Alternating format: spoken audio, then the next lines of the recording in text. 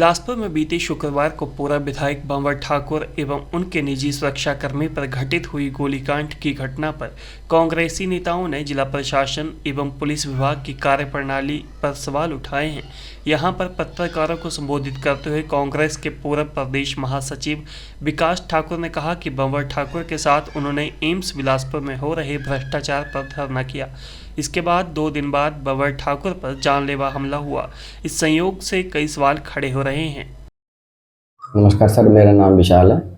मैं कल होली के पावन अवसर पर जो है हम लोग जो ठाकुर साहब के निवास स्थान सरकारी चंगर सेक्टर में जो होली का पावन पर्व मना रहे थे, तो करीबन 2:45 बजे के करीब हम लोग बैठे थे। होली का मतलब ऐसे आपस में बातें कर रहे थे। अचानक से 3-4 जो लड़के हमलावर आते हैं और 8-10 फीट की दूरी पे जो है उन्होंने वेपन निकाला और एकदम से फायर करना शुरू कर दिया।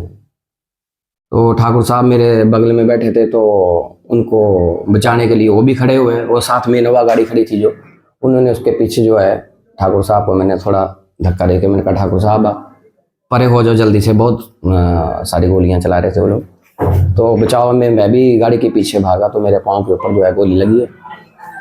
और पीएसओ साहब को ठाकुर साहब ने बोला कि जल्दी से आप वेपन लोड करो, नहीं तो ये लोग तो सबको मार देंगे। तो पीएसओ साहब को मैंने जल्दी से बोला, मैंने कहा सर जल्दी आप जो है अपना वेपन लोड करो, और नहीं तो हम लोग तो ये तो मार देंगे सबको। तो पीएसओ साहब ने जवाबी कार्रवाई में 1-2 राउंड फायर किए। तो उनके बैक में जो है चेस्ट के बैक साइड में उनकी 2 गोलियां लगी हैं। तो जैसे ही उनको गोलियां लगी, उन्होंने भी जवाबी फायर में 2 फायर किए हैं। तो इतनी अंधाधुंध गोलियां चलने के बाद जब पीएसओ साहब ने गोलियां बचाव में चलाई, तो उसके बाद वो जी भाग गए। तो जैसे भागे, हम लोग भी उनको पकड़ने के लिए भागे पीछे। हम भी 5-7 जो कार्यकर्ता वहाँ मौजूद थे, तो पीछे की तरफ भागने लगे।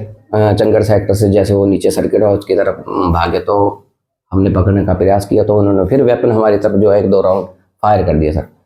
तो मैं प्रशासन से भी अपील करना चाहूँगा कि दोषियों को जो है जल्द से जल्द पकड़ा जाए।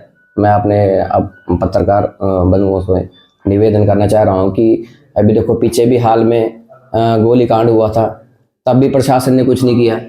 तो अब इतना बड़ा गोलीकांड होने के बाद भी पुलिस जो है कार्रवाई नहीं कर पा रही है इतनी। तो मैं माननीय ठाकुर सुखविंदर सिंह सुक्खू जी से भी यही वो करता हूँ कि दोषियों को जो है जल्द से जल्द पकड़ा जाए। धन्यवाद।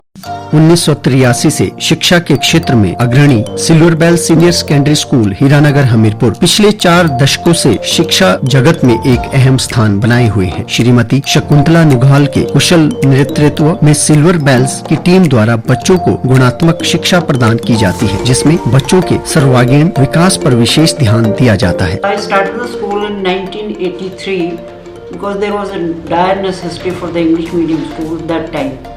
So previously I was hesitating, but still I started the school with 3 children, but it flourished on very well, and that was because of the cooperation of the staff as well parents.